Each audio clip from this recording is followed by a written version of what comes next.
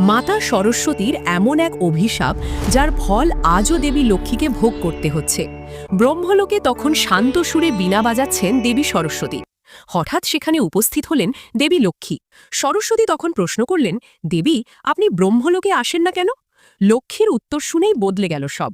জনকল্যাণে ব্যস্ত থাকি বলেই সময় পাই না, শুধু বীণা বাজালে আমিও অনেক সময় পেতাম। এই কথা শুনে দুই দেবীর মধ্যে তর্ক শুরু হয়ে গেল। সিদ্ধান্তের জন্য তারা ভগবান বিষ্ণুর কাছে পৌঁছলেন।